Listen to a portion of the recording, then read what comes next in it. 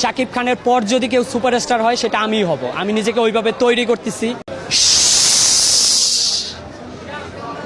আমি আমার ফিউচার নিয়ে ভাবি না, অতীত নিয়েও ভাবি না। আমি শুধু একটা জিনিসই ভাবি, নিতুরে না পাইলে আমি এই দুনিয়া বরবাদ করে দিতে পারি।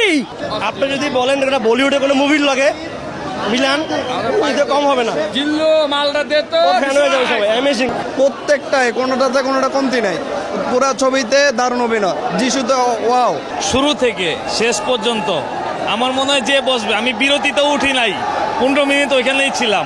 একটা মানুষ কি করতে পারে একটা মানুষের জন্য, এই মুভি দেখলেই বোঝা যাবে। নায়িকা গুলি করছে কিন্তু লাস্টে যখন হেলিকপ্টার আসতে বলছে এই জিল্লু হেলিকপ্টার খবর দে, এটা খুবই ভালো লাগছে। যেরকম আমরা রেসপেক্ট করছি যে এই সিনেমাটা খুবই ভালো হবে, ওরকম খুবই ভালো হয়েছে।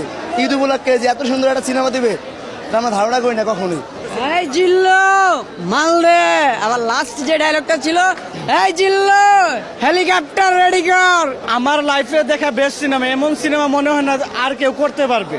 মানে বেস্ট একবারে। শাকিব খান যে সুপার হিরো এটা বুঝিয়ে দিয়েছে। জিল্লু মাল দে। আমরা এমন ছবি দেখি নাই যে হলিউডের মতন ফেল।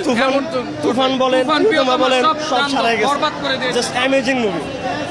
আপনি যদি বলেন এটা বলিউডে কোনো মুভির লাগে মিলান, এটা কম হবে না। এবং এখানে নতুন একটা ক্যারেক্টার ছিল জিল্লু, ওর ফ্যান হয়ে যাবে সবাই। জিল্লু মালটা দে তো, ওর ফ্যান হয়ে যাবে সবাই। অ্যামেজিং। আশাবাদী আমরা জাতীয় চলচ্চিত্র পুরস্কার পাবো সাকিব খানের এই ছবির মাধ্যমে। লাস্ট যে সিনটা ছিল আপনারা মনে করেন যে মনে থাকতে হবে। অ্যাকশন, প্রেম, ভায়োলেন্স, রোমান্টিক সব আছে এটাতে। নায়িকার পোল্টিও আছে, অনেক কিছু আছে। অস্থির ভাই বাংলা সিনেমা, এটাকে বলে বাংলা সিনেমা। এতদিন যা দেখছি বুমবাং।